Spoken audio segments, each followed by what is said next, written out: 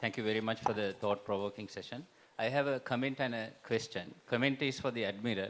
In your first slide, it appeared, and you may not misunderstand me, you spoke of our success against the civil war in Sri Lanka.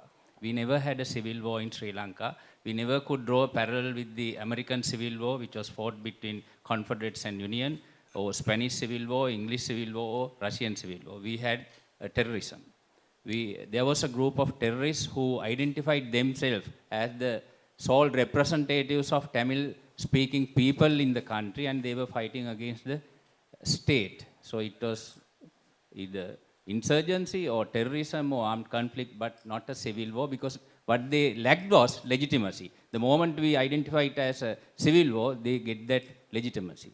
My question is, now China is in the process of establishing so many harbors. Gawada, then in Sri Lanka also, they have got hold of the harbor, and even they have moved to Djibouti also.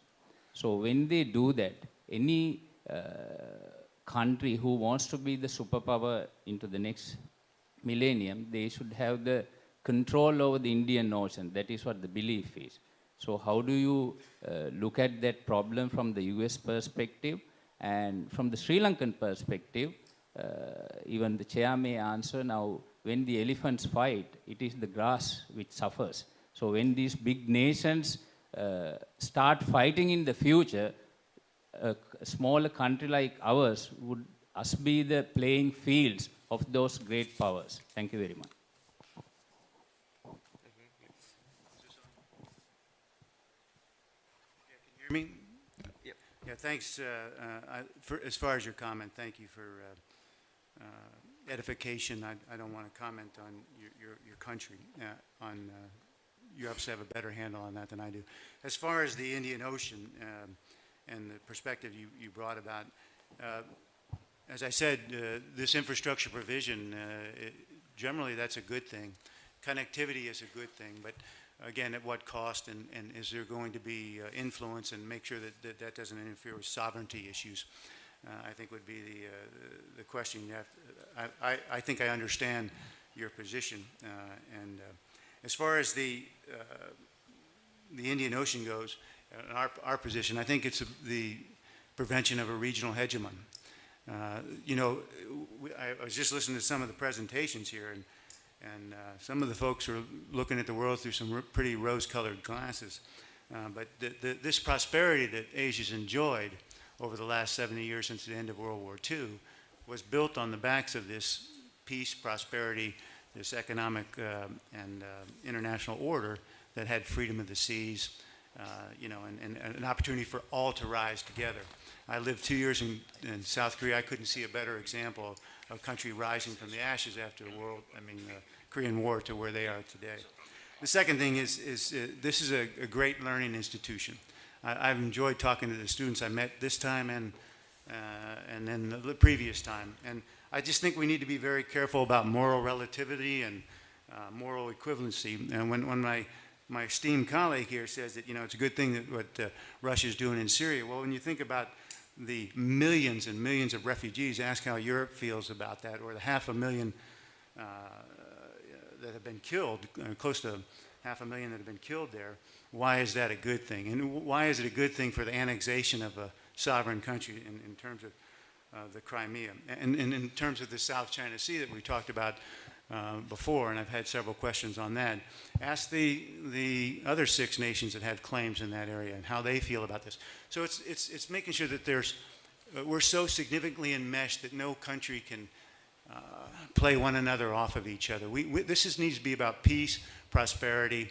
It needs to be that all of us rise together, and that's, I think, the thing that we're looking for. Thanks. Thank you, Admiral.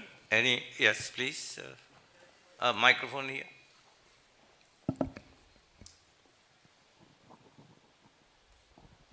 My question is again directed to Honorable Admiral, and it may be seen as an extension to the previous question. In the beginning of your talk, you mentioned about Robert D. Kaplan, and am I right? You mentioned about his book Monsoon and Robert D. Kaplan.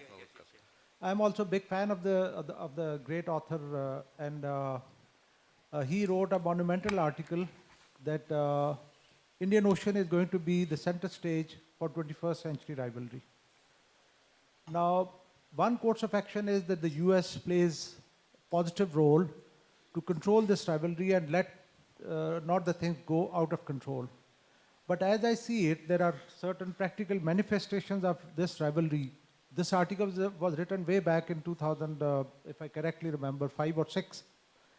After 10 years, we see practical manifestations of this rivalry taking place in the Indian Ocean. Strategically speaking, if the US has an objective of containing China, so obviously the US will attempt to further propel this rivalry, because that will help in achieving that end. So my question is that where would US be standing? Will you be propelling this rivalry, or will you be controlling this rivalry?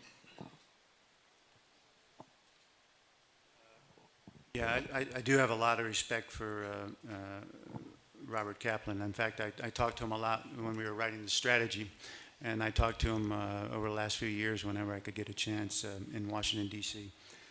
So I don't want to interpret his book, although I agreed with it and was heavily influenced by it. I do think the Indian Ocean is the center. I think India is a swing state, and I've been to India very often.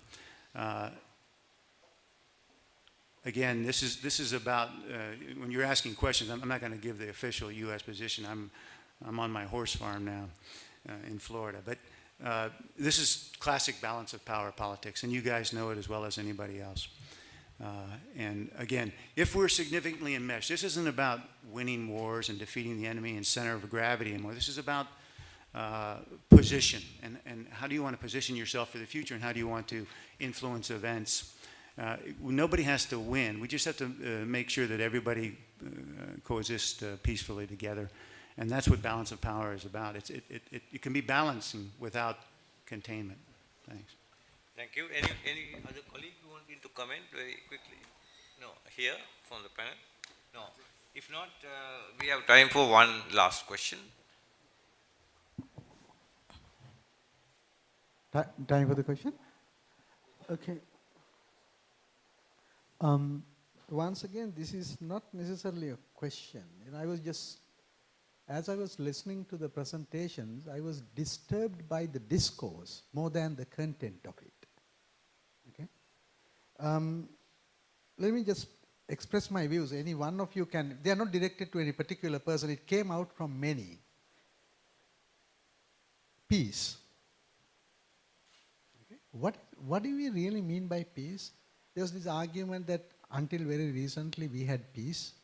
After the fall of the Soviet Union, things are going in the opposite direction. There were more wars that were fought during the Cold War, when so-called bipolar world was there, than the multipolar period.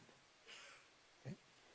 Then there was this idea that, I was last time I checked, Kerry was not the US Secretary. He wrote, in fact, when he was the president of the Senate Foreign Relations Committee, a white paper which asked the then President Obama to change the approach towards Sri Lanka completely from human rights issues and other things that Clinton was advocating towards more strategic direction, understanding how important Sri Lanka was to the US. So the US interest in Sri Lanka, I don't really think they are very concerned about Sri Lanka as a state and what is happening in Sri Lanka. It is how Sri Lanka can actually be used for the US strategic interest in the Indian Ocean against possibly China currently. Then the last point I wanted to show is about, again, the discourse. I said, I heard this word right-wing populism all the time. Is it coming from a left-wing populist? The moment you use certain terms, you have to be very careful because you inadvertently expressing your own views. Okay? I was really wondering, while we need to find out, it is almost like listening to a CNN discussion. where everything about what is happening in America these days is wrong and every rest of the world is right. This is not true. You know, there is certain degree of hypocrisy. While we are being ardent advocates of our own nation state, we in America try to do that, we are saying no. And the last point is, we should not let America decide what is good for the world. There was a time when America wanted to do it. That is a different issue.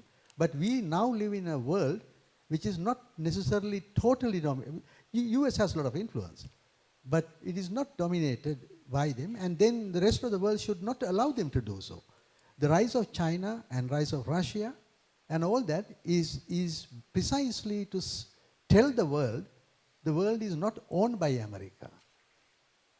You know, this is the discourse that I saw from, heard from this panel generally is that one-sided view of the world affairs. We need to be very careful about it. Thank you very much. I'm glad it was not a question because Professor